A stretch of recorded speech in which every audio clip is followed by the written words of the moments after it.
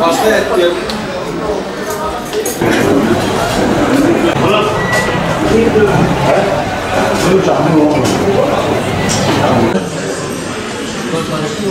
Karadeniz zor iklimdir yani. Altın, karama altın ateş, sabi. Altın karaması.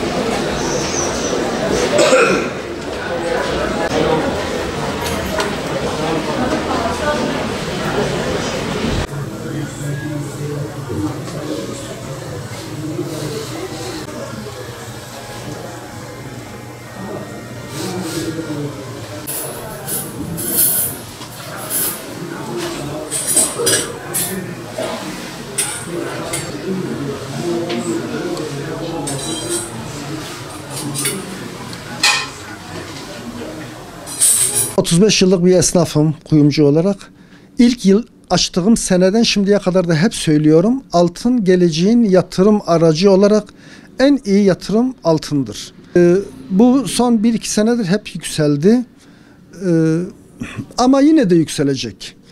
Yatırım yapacaklara tavsiyem şudur. Kısa vadede mesela 1 ay 2 aylığına değil de en az 6 aylık yatırım yapılacaksa altına yatırım yapsınlar.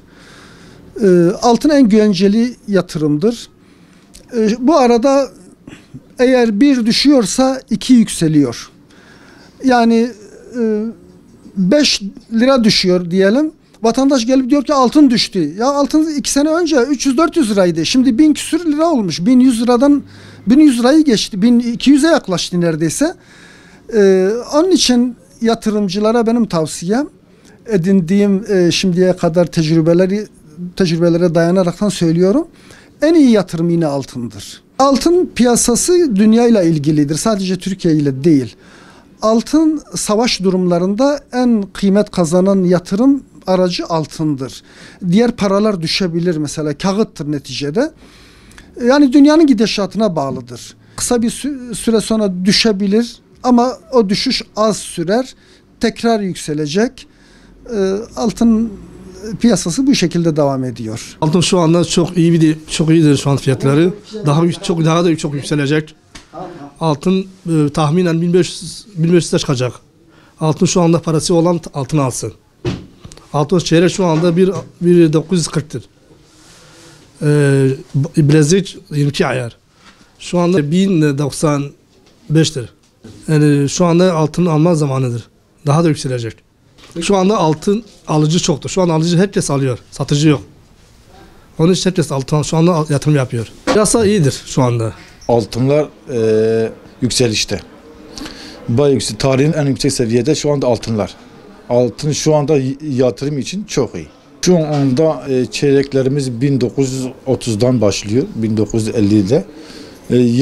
Yarım 3870. Altınlar şu anda yükselişte, yani inmez. Hiçbir zaman altın inmez. Yükselişte şu anda altınlar. Altına yükselir. Gittikçe yükselecek. Şu anda altın aldığın zaman, şu anda bugün mesela aldığı zaman 1-2 yıl sonra o altınları bir misliyle çıkar. Yükselişte yani şu anda altın. Değer kaybetmez.